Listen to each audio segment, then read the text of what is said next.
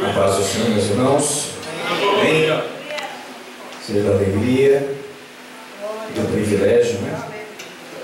De mais uma vez estar falando algo da parte de Deus para os irmãos. Abra sua Bíblia no Evangelho de João, no capítulo 2, a partir do verso 1. Um texto bem conhecido, mas eu tenho certeza que Deus falará ao teu coração.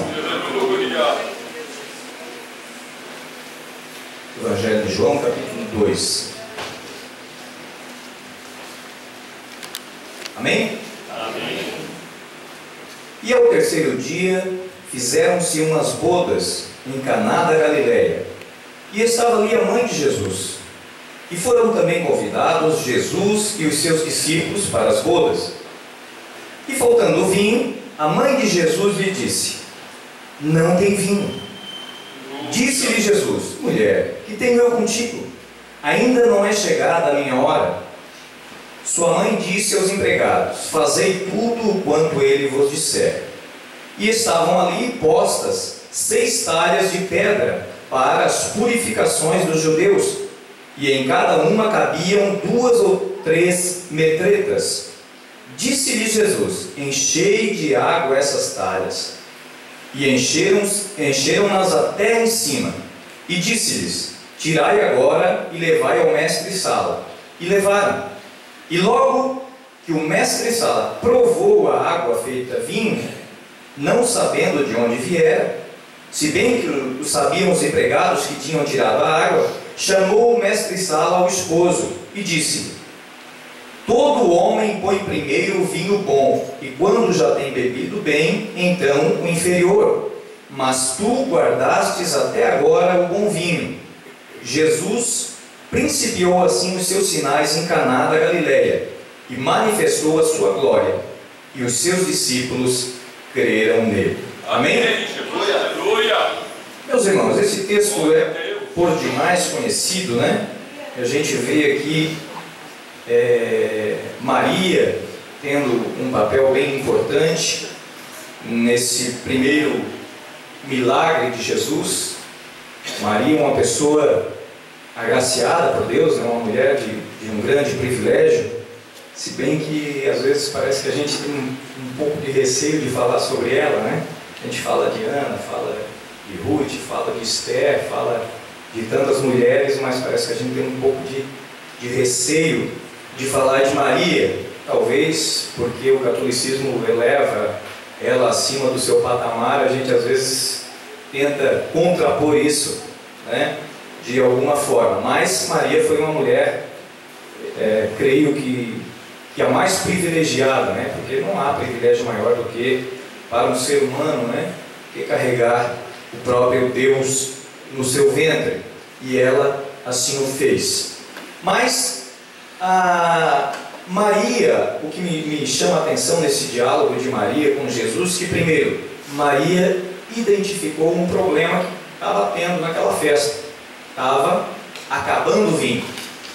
E na cultura da época, o vinho era a coisa mais importante da festa. E ela identifica aquilo e ela não sai contando para as pessoas que estavam ali. Ela vai falar com Deus. Ela vai falar com Jesus.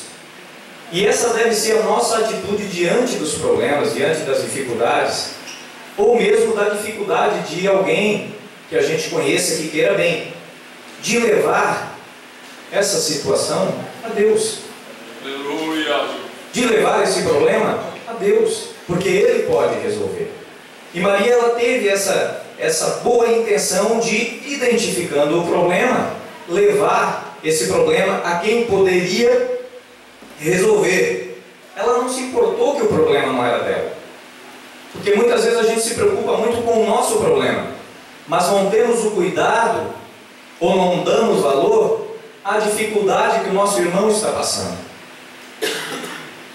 E Maria, ela se importou. A festa não era dela, mas ela estava ali, ela viu a necessidade e ela foi falar com quem poderia resolver aquela situação. Esse deve ser o comportamento de todos nós, como cristãos, seguidores de Cristo que somos, de nos importarmos com as necessidades dos nossos irmãos. e de trabalharmos para que essa necessidade seja suprida, que esse problema seja resolvido o mais rápido possível e da melhor maneira possível. Então, quem pode resolver nossos problemas? É Jesus que pode resolver nossos problemas. Como o salmista, né, que disse, levo meus olhos para os montes, e aí ele faz uma pergunta: de onde virá o meu socorro?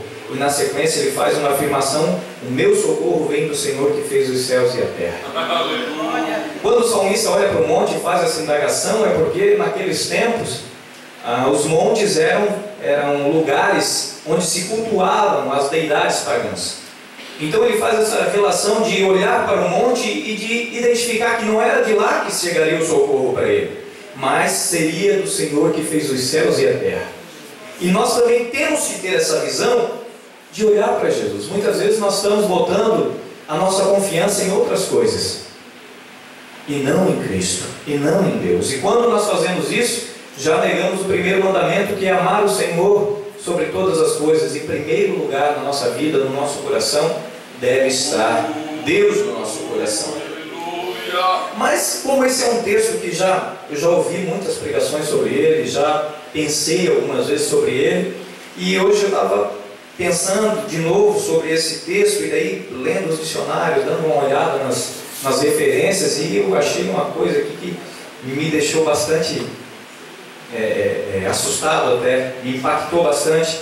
Algo que eu achei no texto, que eu já tinha lido várias vezes e nunca prestei atenção nessa situação. No versículo 6 diz que estavam ali postas 6 talhas de pedra para as purificações dos judeus, e em cada uma delas cabiam 2 ou 3 metretas. Essas talhas para as purificações, quem lembra daquela situação quando Jesus foi acusado pelos fariseus de não guardar a lei, porque os seus discípulos não lavavam as mãos antes de comer? Vocês lembram desse texto? Aí os fariseus acusaram Jesus disso. Jesus acaba colocando para eles que o que contaminava não era o que entrava pela boca, sim o que saía, né? É um texto que a gente conhece. Por quê? Porque era costume dos judeus sempre lavar as mãos antes de se alimentar. E nessas bodas aqui, a Bíblia está dizendo que existiam ali 6 talhas de pedra para as purificações. Cada medreira, eu tive o cuidado de pegar o meu dicionário lá e ver essa medida. Uma medreta corresponde a 34 litros. E cada uma dessas 6 talhas cabiam de 2 a 3. Então, cabia no mínimo ali, no máximo ali, 510 litros de água, se elas estivessem todas cheias. Então, no máximo era uma festa grande, né? Porque eles já tinham bebido o primeiro vinho. Depois, Jesus multiplica, transforma a água em vinho e faz mais 510 litros, a festa era grande. Mas o que me chama a atenção é que Jesus manda botar água dentro da vasilha que era para eles lavar a mão. Fazer vinho na vasilha de lavar a mão. E aí eu comecei a conversar com o Espírito Santo: mas por que isso? Porque eu compreendo, eu entendo que na Bíblia nada é em vão, tudo tem um significado, tudo tem uma lição para a gente aprender. E aí isso me assustou. Mas Jesus poderia ter feito transformado o vinho numa vasilha própria para o vinho. Se já tinham tomado vinho, tinha um barril de vinho lá, por que ele não transformou no mesmo barril? Por que vai transformar o vinho dentro de um utensílio que era para lavar a mão? E aí o Espírito Santo trabalhou no meu coração e me fez entender, através da sua divina revelação, que não importa a vasilha, o vaso. O que importa é quando Deus toca nele. O que Deus coloca dentro do vaso. Por mais imperfeito que nós sejamos e somos, por mais que não temos nada em nós mesmos que mereça o sacrifício de Cristo, mas aprove a Ele, através da sua graça sem medida,